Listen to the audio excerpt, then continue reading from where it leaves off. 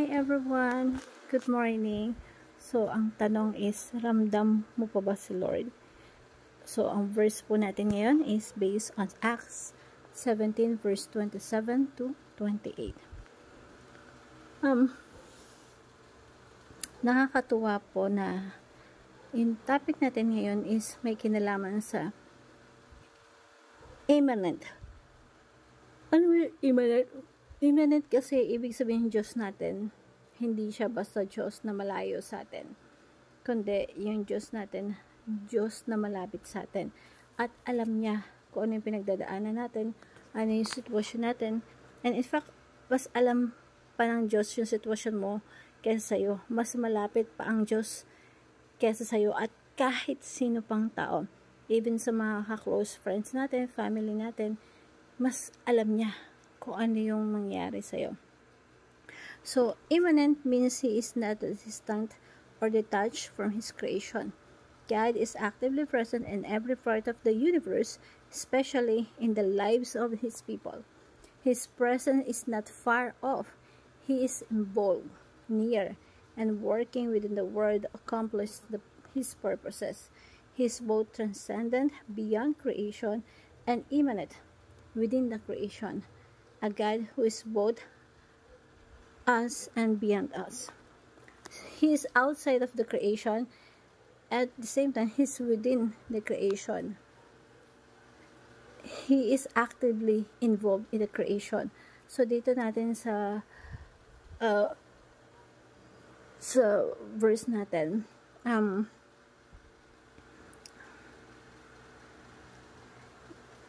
merong tayong matinding sufferings. Pero tatandaan natin, God is near. God is actively involved through human sufferings. Even through human sufferings. Sabi dito sa Acts 17 verse 27 to 8, God did this so that they would seek Him and perhaps reach out for Him and find Him. Though He is not far from any one of us, hindi malayo ang Diyos natin sa atin. For in Him we live and move and have our being.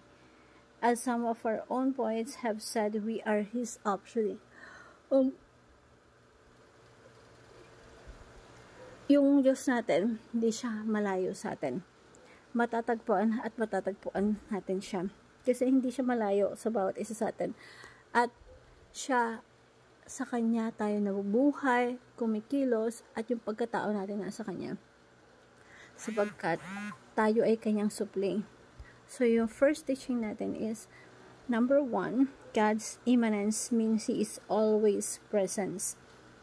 Yung Diyos natin, pag sinabi natin doctrines of the immanence of God, ibig sabihin, yung tinuturo ng Biblia, ang Diyos ay laging malapit. Kasama natin sa lahat ng oras. Kahit pa sa anumang uri ng pagkakataon na yung mga tao, pinapersecute yung mga Christians na tapat naglilingkod sa Panginoon. Like katulad dun sa hiding place na story, sila ay pamilya. Yung tinulungan nila yung mga Hudyo na para makaligtas dun sa matinding pagpaparusa at pag-uubos sa kanila. Yung krimen lang na tumulong sa kapwa, and yet silang buong pamilya ay pinatapon sila sa concentration camp. At dito talagang dumaan na sila ng matinding hirap. Pero even though na dumadama sila ng matinding hirap, it doesn't mean inabandon na sila ni God. Kaya never tayo inabandon ni God. Kahit minsan ramdam natin na ang dami natin problema, ang dami natin pagsubok, nasan ka? Sasabihin ng Biblia, God is there with you more for your own good. So, God is working for good through our struggles. Yes, marami tayong sufferings. Marami tayong pagdudusa. But, God is working for good through our struggles. Ibig sabihin, sa sufferings natin, merong Diyos na ginagamit kahit yung sufferings natin for our own good. Even kay Joseph, na talagang tinraidor siya ng mga kapatid niya, diba? ibinenta siya, inalipin siya sa Egypto, na-frame up siya, napagbintangan siya, pinagnasaan niya yung gumawa na masama sa kanyang amo babae, nakulong siya, pero sa lahat ng pagkakataon ginamit ng Diyos yung suffering niya para sa kanya ikabubuti at ikaliligtas ng marami. And talagang si Joseph itinaas ng Diyos at naging Vice President na pinakapangyarihang taon. So sabi sa Romans chapter 8 verse 28, and we know that all things God works for the good of those who love Him, who have been called according to His purpose. So sa lahat ng pagkakataon, alam natin na sa lahat ng bagay, gumagawa ang Diyos para sa mabuti. Kasama ang mga nagmamahal sa Kanya. Sila mga tinawag ayon sa Kanyang layunin. Yung Diyos natin, minsan kahit sufferings yan, gagamitin ng Diyos yan para sa atin, sa ikabubuti natin. God is working for good for our struggles. God is accomplishing something. Minsan hindi natin maintindihan or maunawaan yon, but God alone knows. Sapat na alam natin na yung Diyos ay may purpose. Kahit na minsan hindi natin matuklasan kung ano yung purpose ni God sa buhay natin. And sometimes hindi nire-reveal ni God yung purpose ng suffering sa atin. But God knows His own purpose. Meron purpose ng Diyos at kailangan natin siya pagkatiwalaan. At sapat na alam natin na ang Diyos ay alam niya ang kanyang ginagawa kahit di pa natin ma-discover yon. God invites us to live in communion with Him. Dahil ang Diyos natin hindi malayo, ang Diyos natin ay malapit sa atin at kasama natin siya. Gusto ng Diyos na tayo ay magkaroon ng communion with Him. Ibig sabihin, kahit may mga struggles tayo or pagsubok tayo sa buhay, gusto ng Diyos nagko-commune tayo, nakikipag-usap tayo sa Kanya. At sinasabi natin sa Kanya na pwedeng mo talagang express yung nararamdaman mo sa Panginoon, yung sufferings mo, yung frustrations mo. Minsan, yung nararamdaman mo, kahit galit yan, you can tell it to the Lord. Whatever, kahit anong sama ng loob mo, sabihin mo sa Panginoon.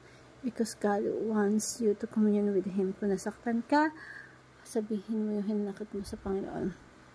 Sabi dito sa Matthew 6:6, but when you pray, go into your room, close to the door, and pray to your Father who is unseen. Then your Father who sees what is done in the secret will reward you. So, walang lihim sa ating Panginoon. At marami tayong pwede matutunan sa verse na to, na dito mayroon something na dapat makita natin, na meron tayong communion with God. Na pagpunta ka sa isang lugar na kayo lang talaga ni God, mag-uusap, heart-to-heart talk with God, alam mo yun, apply natin. Ang sarap na magkaroon tayo ng heart-to-heart talk with God. Na ikaw lang yung nakikipag-usap sa Kanya. Alamin mo kung ano yung gusto ng Diyos, ano pinapagawa niya sa buhay mo. So, sa application po natin, trust God at all times. Kahit anong sitwasyon yan, kahit napakahirap pa yan, kahit napaka-chaos ng sitwasyon, trust God at all times. And thank God in all circumstances. Kasi sa bawat circumstances, ginagamit yun ng Panginoon para mas mapalapit tayo sa Kanya. Ginagamit yun ng Panginoon to glorify His name, na mapakita niya sa atin na may kaya siyang gawin sa buhay natin. And take time to commune with God regularly. So, kung nakakapagbigay ka ng time sa mga kaibigan mo, sa mga magulang mo, mag-share kung ano nararamdaman mo at nararanasan mo, gawin mo yun kay God. Because when you allow Him to be the center of your life at you commune with Him with heart to heart, talaga naman na anuman sitwasyon mo, itataas at tataas ka ng ating Panginoon. Hope you learned something. Thank you everyone and God bless.